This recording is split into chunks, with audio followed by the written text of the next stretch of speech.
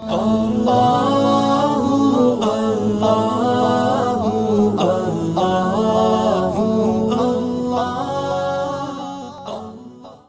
بالله من الشيطان الرجيم. بسم الله الرحمن الرحيم. ألف لام ميم ذلك الكتاب لا ريب فيه هدى للمتقين. الف لام میم یہ حروف مقطعات ہیں. ذالک الکتاب کوئی شک نہیں اس کتاب میں، فیہ ھدی للمتقین اور اس میں رہنمائی ہے متقیوں کے لیے، یعنی اللہ سے ڈرنے والوں کے لیے. ذالک اس میں اشارہ ہے، الکتاب اسم ہے، اس سے مراد قرآن ہے. ذالک ویسے اس میں اشارہ اس سے دور کی کسی چیز کی طرف اشارہ کیا جاتا ہے، لیکن یہاں قریب کے لیے استعمال ہوا. لا ریب فی، لا یہ حرف نفی ہے اور یہاں پوری جنس کی نفی کے لیے ہے. ریبہ یہ مصدر ہے، اس کا معنی وہ شک جس کی حقیقت بعد میں اس کے خلاف ہو جائے. فی ہی اس کے اندر فی حرف ہے اور ہا ضمیر ہے.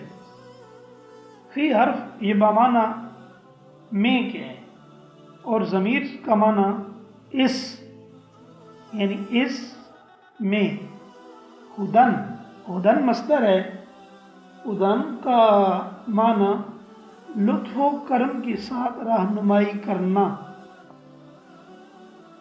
آگے للمتقین ڈرنے والوں کے لیے. اس پر للمتقین کی شروع میں جو لام ہے وہ حرف ہے، معنی کے لیے، اور متقین کا معنی ڈرنے والے، تقوی والے، یہ اس میں فاعل ہے. پھر وجہ تسمیہ، اس سورہ کا نام سورہ بقرہ کیوں ہے؟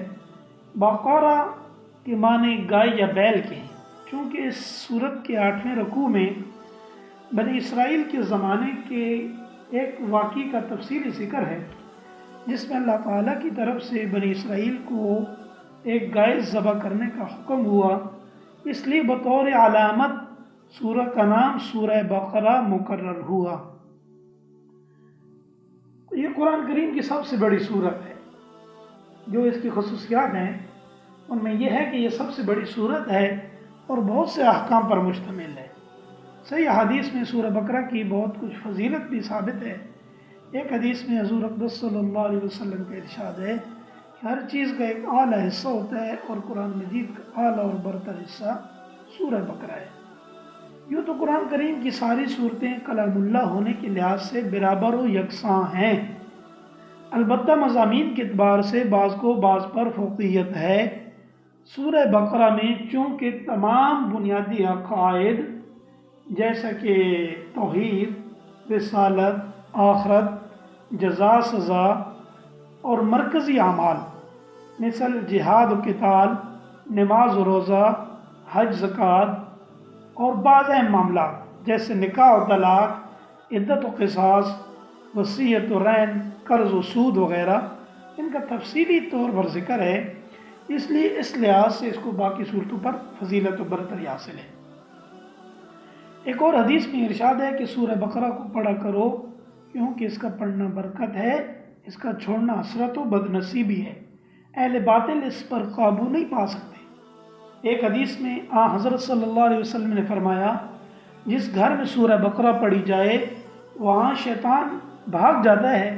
اور حضرت ابو ہریرہ رضی اللہ تعالیٰ عنہ سے حضرت عمر فاروق رضی اللہ تعالیٰ عنہ نے جب سورہ بقرہ کو تفسیر کے ساتھ پڑھا اور اس کا علم حاصل کیا تو اس کی تعلیم میں 12 سال خرچ ہوئے. اور حضرت عبداللہ بن عمر رضی اللہ تعالیٰ عنہ نے یہ سورہ 8 سال میں پڑھی. مدینہ طیبہ میں ہجرت کے بعد سب سے پہلے اس سورت کا نزول شروع ہوا. مختلف اوقات میں مختلف آیتیں نازل ہوتی رہیں. اللہ